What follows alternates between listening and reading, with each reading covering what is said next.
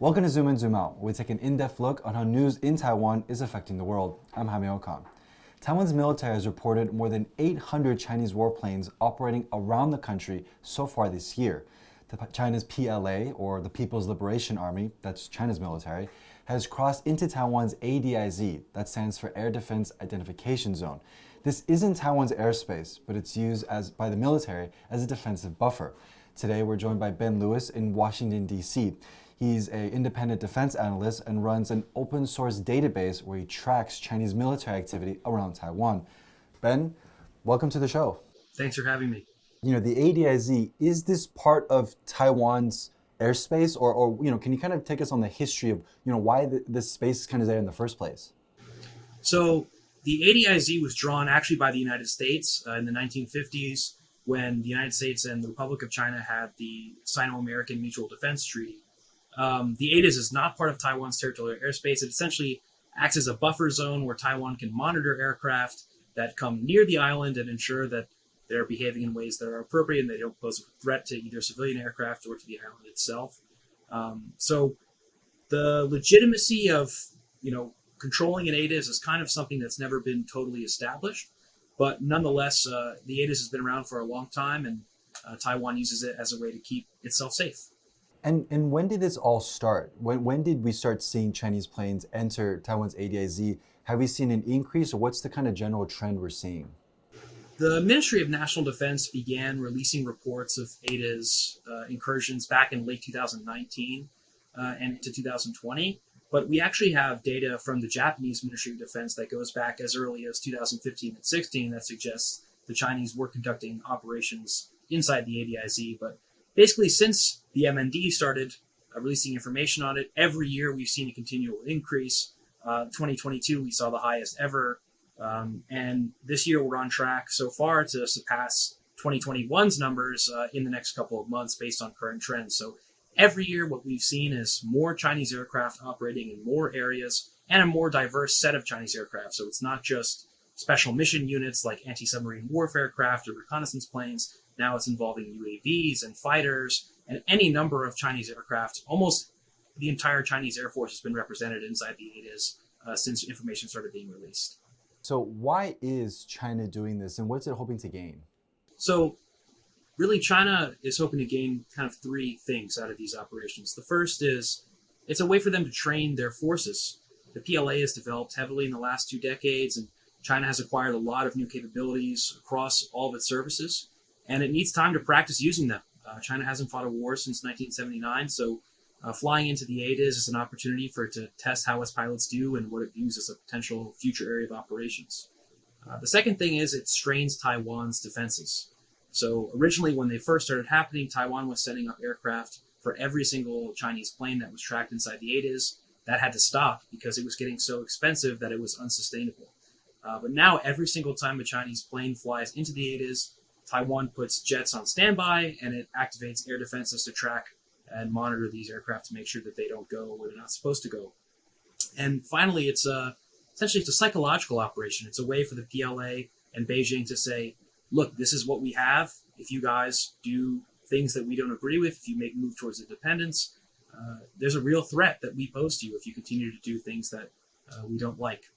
When it comes to a kind of aging fleet that Taiwan has, and the fact that it's burning so much fuel and has to replace these tires and maintenance on these planes, can you talk more about this sort of gray zone warfare that China is trying to conduct and how it's not really intruding into territorial airspace, but it does put pressure? Can you kind of talk about that weird divide, that in-between space? Absolutely. So, it's become kind of a textbook Chinese military operation, which is, as you mentioned, gray zone. And the idea is that you're not going to war, but you are taking actions that are inherently offensive in nature, requiring a response that puts a strain on another country's resources, in this case, Taiwan, and can be applied to pretty much any other state that China has a territorial dispute with. And so the idea is that China has robust amounts of resources. They can afford to send planes every single day, large numbers of planes, as much as they want, and ships all around Taiwan. Taiwan simply can't afford it, and China knows it.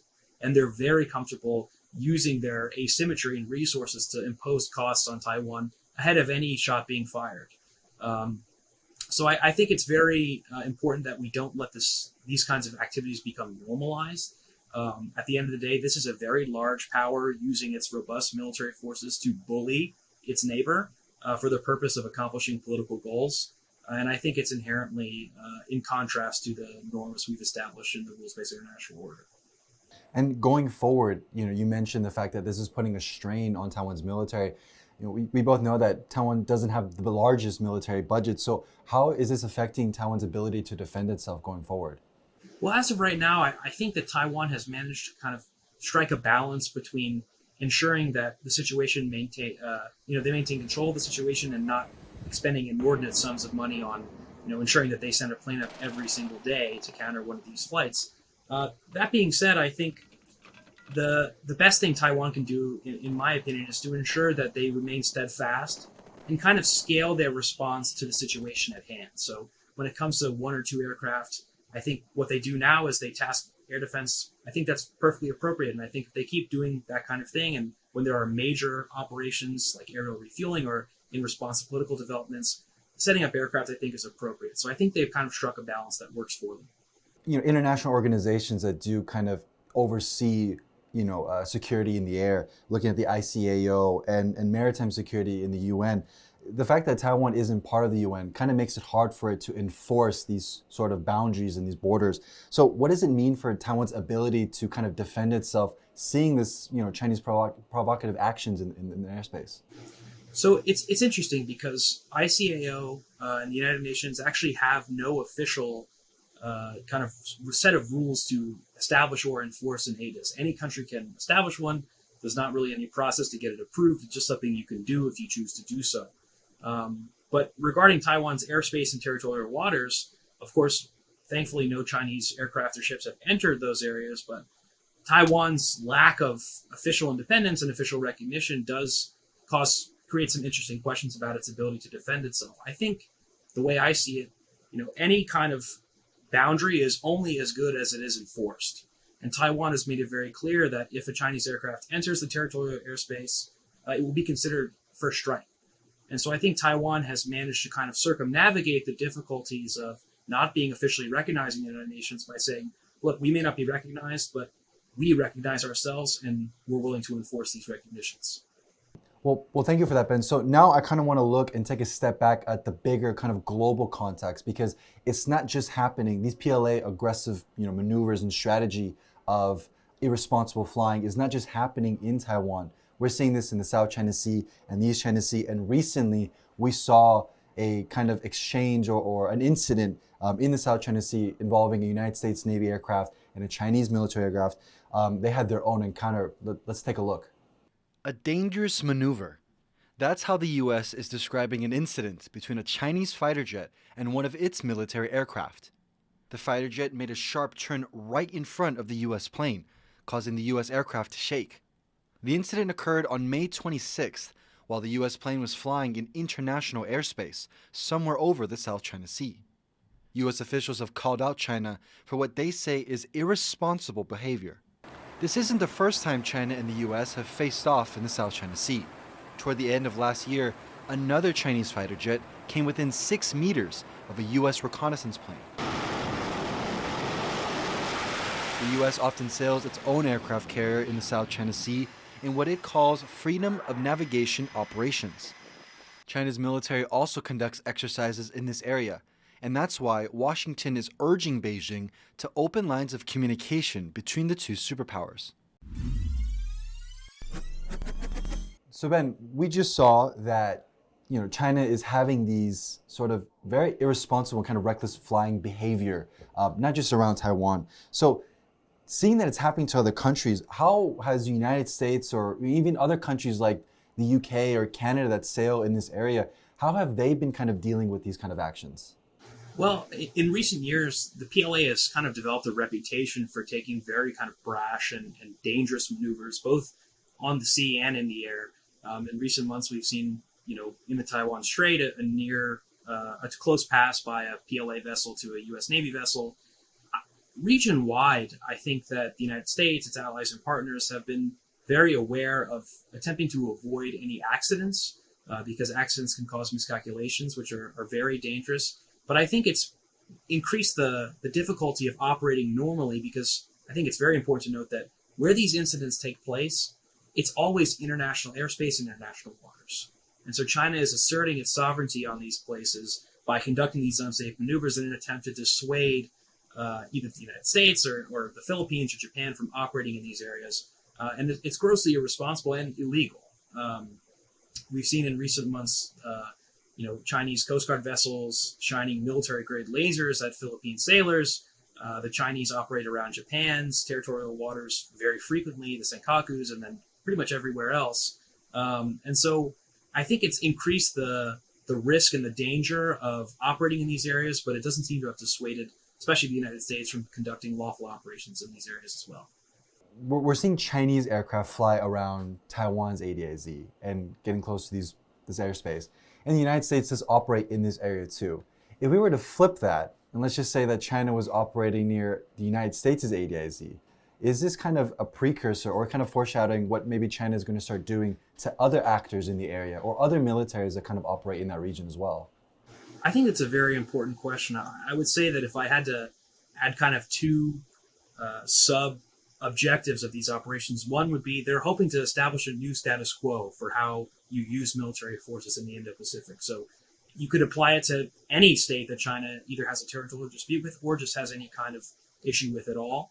And it degrades the existing status quo in order to facilitate strategic surprise against Taiwan. What I mean by that is, if there are a lot of aircraft flying around Taiwan every single day, when it comes time, hopefully never, but if there's ever an incident when China actually chooses to attack Taiwan, it may become very difficult to determine when is just a regular ADIZ violation and when is the precursor to an attack. So I think it's a very important question, and I think the answer is that China's hoping to set up a new order of how you use military forces against your rivals in the Indo-Pacific. And it seems that it's not just China. There are reports that other countries like Russia do this as well. What are we seeing from the Russian side in these types of operations? So the Russians too do conduct flights around Japan. In recent months, they've actually flown into the North American ADIZ near Alaska, and the United States was forced to send up aircraft to monitor that. So it seems to be a trend with kind of revisionist powers like China and Russia that they use their military forces to apply pressure where words fail. And so I think it's a troubling trend, and I think it's something to pay attention to very carefully. Russian activities have decreased moderately since the invasion of Ukraine, but the Russians still maintain a significant military presence in East Asia that they use for these kinds of things. So would you say that kind of seeing this activity from both China and Russia, that there could be a recommendation for maybe Japan and South Korea and Taiwan to work together maybe in the future, or how do you kind of see Japan and South Korea manage that kind of problem in their airspace? Well, I think that cooperation in supporting the status quo in the entire region is extremely important. We saw kind of a version of that with joint U.S., Philippine, and Japanese patrols in the South China Sea. I think that's a very important type of action that can be taken. And I see no reason Taiwan shouldn't be included in that, other than kind of the complexities of navigating the unofficial status nature of it. But that being said, I think that Japan and South Korea should coordinate as much as they can, along with the United States, Australia, actors in the Indo-Pacific who support the maintenance of international law, the respect of territorial waters and international waters, should work together as much as possible to counter these behaviors. Well, Ben, that's all the time we have today, and thank you so much for joining us on the program. Thanks for having me.